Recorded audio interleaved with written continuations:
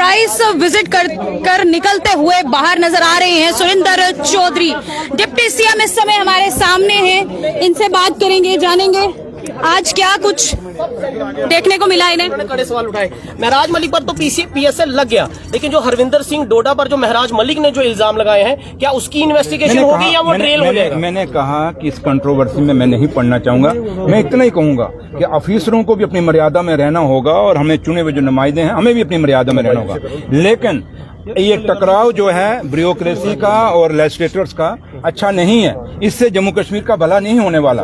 But मैं एक चीज कहूंगा कि हरमिंदर सिंह एक नौजवान है और बड़ी दूर मैं पर्सनली जानता हूं, एक अच्छे परिवार से है, और अगर उसने दूर जाना है तो इस कंट्रोवर्सी को उसको अवॉइड कर सकता था, लेकिन उसने नहीं, इस कंट्रोवर्सी में पड़ गया, बीजेपी के हाथों में चढ़ गया और एक गलत चीज में उलझ गया। और ये वक्त किसी पार्टी का वर्कर नहीं है, और ये चीज जो कंट्रोवर्सी खड़ी हुई इसको अवॉइड किया जा सकता था, ये अवॉइड किया जा सकता था और इसको बातचीत से निपटाया जा सकता था। और इतना कोई मुश्किल नहीं था। अगर हरविंदर साहब को प्रॉब्लम थी तो वो सीएम साहब के पास जाते, कहते सर मुझे ऐसे हो रहा है, मतलब 100 तरीके थे, लेकिन आज इसको डिस्कस करने का फायदा नहीं। लेकिन एक बात मैं कहूं कि हरविंदर सिंह ने को यहाँ नुकसान हुआ है और महराज मलिक को फायदा हुआ है। लीडर जितनी बार जेल में जाता है फिर उससे स्टेटमेंट दे रहे हैं सर, आपको लगता है आपको नहीं पता एलजी साहब किसके हैं जनाब, कौन सी पार्टी से बिलोंग करते हैं आपको नहीं पता, इसलिए मेरे मुंह में मत डालिए। सर आपको लगता है अगर आप महराज मलिक जवाब दे दिए, आप बार बार मांगोगे, फायदा कौन? ये देखिए मैंने कहा कि ये मैं सरकार में हूँ, सरकार डिमांड नहीं करती है, सरकार फैसला करती है। करने जा रहे हैं फैसला। मैंने कहा ना सरकार फैसला करती है, और जो फैसला करती है वो मीडिया को नहीं बताती। जब फैसला बाहर आता है तो मीडिया उसको देखती है, फिर मीडिया खबर चलाती है।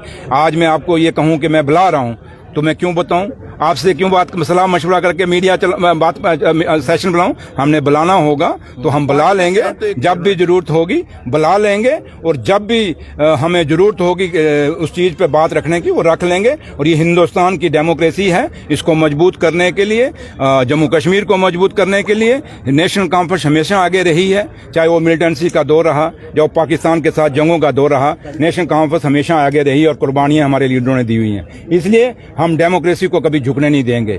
हम कभी नहीं चाहेंगे कि कभी भी जिस आदमी को, चाहे ए हो, बी हो, सी हो, जिस आदमी, कल आप में से कोई अगर लीडर बन जाता है, क्योंकि बड़े लोग जर्नलिज्म में से भी लीडर बने हैं, एमएलए बने हैं, एमपी बने, कल भगवान करे आप में से भी कोई बने। अगर लोग चुन के आप लोगों को भेजते हैं या हमें चुन के भेजा, इसका फैसला लोगों के पास ही रहना चाहिए कि वो लोग अगली बार जब 4.25 साल बाद सरकार, वो लोग फैसला करें कि सुरेंद्र चौधरी कैसा था, लोग फैसला करें कि महराज मलिक कैसा, फैसला करें कि सुनील शर्मा साहब कैसा था। आज हम कैसे कहेंगे? और जो लोग पहले ही नेक टू नेक जीते हों उनको कदम फूक फूक के चलना चाहिए, क्योंकि उनका पिछला आदमी बिल्कुल साथ है। आप समझ गए मैं क्या कह रहा हूं। इसलिए वो स्टेप उठाइए जिससे जम्मू कश्मीर के बेरोजगार बच्चे को रोजगार मिले। ये जो फ्लड हमारा इतना तूफान लेके आया, लाखों के लाखे तबाह हो गए, मेरा किसान तबाह हो गया, वो खेती तबाह हो गई, जिससे उसने अपने बच्चों को पढ़ाना था, अपने बच्चों की शादियां करनी थी, अपना खर्चा चलाना था, उस पर बात करिए कि उनको कैसे खड़ा करना है। आज जम्मू बिल्कुल बर्बाद हो गया है। मैं आज सुबह भी इलाकों में था, आप देखिए हालात क्या है। ऐसी ऐसी नई खड्डें आ गई हैं जिनकी खड्डों से आज लोगों के घर खत्म हो गए, तबाह हो गए। अब कई जगह तो हम कहते हैं इंक्रोचमेंट, जहां इंक्रोचमेंट नहीं थी वहां भी तो खड्डें चली गई हैं, वहां भी तो नया तूफान आ गया है। तो इसलिए ये एक बड़ा सोच और विचार करने का वक्त है। यहाँ ये नहीं कि बीजेपी क्या कर रही है और नेशनल कॉन्फ्रेंस क्या कर रही है। बात ये है, आपका और मेरा सवाल एक है कि जम्मू को कैसे खड़ा करना है। और बीजेपी के 28 एमएलए जम्मू सूबे से जीत के आए हैं। अब जम्मू को कितना बड़ा ये पैकेज दिलाते हैं, सवाल उस पर खड़ा होगा और इनको बताना होगा कि कितना बड़ा पैकेज लेके आए। और आपकी नजरों के सामने है, आपके भी कई रिश्तेदार हैं जिनके घर बर्बाद हो गए, जिनकी जमीनें बर्बाद हुई, पहाड़ों के पहाड़ खींच गए। मैं परसों रात सियोट में गया था, मैंने, शायद आप लोग भी गए होंगे, पूरी पहाड़ खिसक गई है। कि ऐसे कितने इलाके हैं जहां पहाड़ खिसक गए।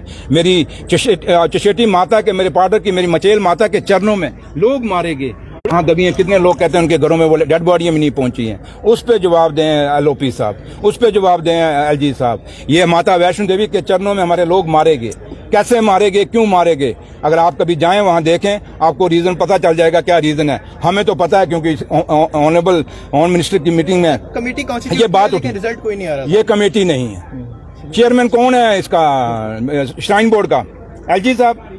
तो यात्रा किसने रोकनी थी? एलजी साहब। तो कमेटी कौन बना रहा है? एलजी साहब। तो सजा कौन देगा?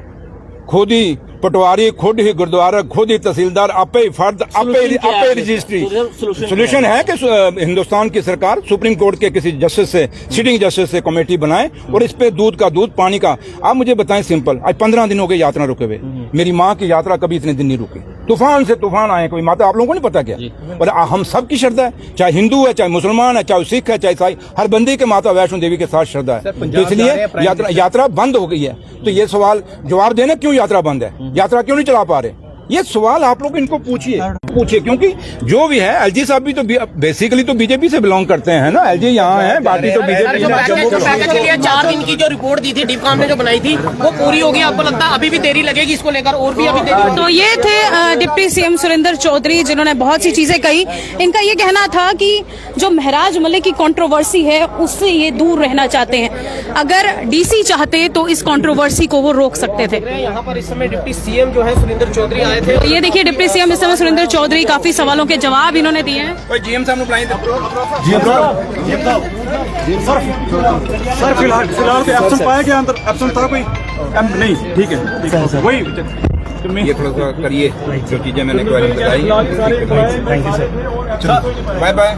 मुझे एक पूछा, नेशनल कॉन्फ्रेंस के मैनिफेस्टो में था कि पीएससी को हटाया जाएगा, तो आज एक पीएससी के चलते हुए एक ये आप एलजी साहब को पूछ लीजिए। पुलिस उनके अंडर है, आईपीएस आईएएस कैडर उनके अंडर है, और ये फैसला एलजी साहब का है, हमारा नहीं है। और इस पे सवाल अगर सही कोई जवाब दे सकता है, और जम्मू कश्मीर के एलजी जनाब मनोज सिन्हा साहब को देना होगा। और आज जब जम्मू एक ऐसे बुरे दौर से गिरा हुआ है और दौर से गुजर रहा है, जहाँ पूरा जम्मू सूबा बर्बाद हो गया, सड़कें, स्कूल, हॉस्पिटल, खेती, हर चीज बर्बाद हो गई है, वहाँ पीएसए की जरूरत नहीं, वहाँ लोगों को मरहम लगाने की जरूरत थी। और आज मैं आपको कहूंगा कि एलजी साहब को सोचना पड़ेगा कि आपकी प्रायोरिटी क्या है। जहां माता वैष्णो देवी के लोग मारे गए, उसकी इंक्वायरी की जरूरत है। किसने गलत किया, उसको एक्शन लेने की जरूरत थी। मचेल माता में किसने गलती की, किसने यात्रा बंद नहीं की, उस पर एक्शन लेने की जरूरत थी, ना कि बल्कि दूसरे लोग जो लोग अपने लोगों की सेवा में लगे थे उन पे एक्शन लेने की जरूरत थी। इसलिए एलजी साहब को इम्पार्शियल होना पड़ेगा, ये पिक एंड चूज नहीं करना। हालांकि वो भी विधायक हैं महराज मलिक, क्या उनकी सपोर्ट में आएंगे? उनकी सपोर्ट में आएंगे आप सर? सपोर्ट की बात नहीं है। क्या आप डेमोक्रेसी का कत्ल चाहते हैं? आप मुझे जवाब दे दीजिए, क्या ये डेमोक्रेसी का कत्ल नहीं है एक सिटिंग लेजिस्लेटर के ऊपर पीएसए लगाने? ठीक है, उसने कोई गलत बोला, आप पर्चा एफआईआर लगा देना, लेकिन पीएसए डाल के आप रातों रात उसको डोडा से उठाते हैं और बाया भद्रवा और आप कठुआ लेके आते हैं। क्या एक सिटिंग एमएलए का ये हाल? क्या हिंदुस्तान, क्या भगत सिंह ने इसलिए कुर्बानी दी थी, राजगुरु सुखदेव ने इसलिए कुर्बानियां दी थी अपनी? तो इसलिए ये सवाल हमसे मत पूछिए, ये उनसे पूछिए। जब हमें आप पूछते हैं तो हमें लगता है कि शायद हमने गलत किया है, लेकिन जिसने गलत किया उनको पूछिए कि भैया ये आपने डेमोक्रेसी का कत्ल नहीं किया क्या? क्या एक सिटिंग लेजिस्लेटर को पीएसए किस पे लगता है? आपको तो पता है, पीएसए हमेशा उस पे लगता है जो समाज के लिए, सोसाइटी के लिए खतरा हो। क्या महराज मलिक सोसाइटी समाज, ये दो बंदों के बीच में लड़ाई थी, सोसाइटी समाज की लड़ाई नहीं थी। तो फिर आपने सोसाइटी को कहां से इन्वॉल्व कर लिया, समाज को कहां से इन्वॉल्व कर लिया? अगर बात करनी थी तो हरविंदर सिंह के बीच डीसी डोडा और महराज मलिक के बीच में थी, तो इसका निपटारा वहीं होना चाहिए था, ना कि पूरी सोसाइटी को वहां इन्वॉल्व करना चाहिए था। Thank you. बहुत बहुत शुक्रिया सर।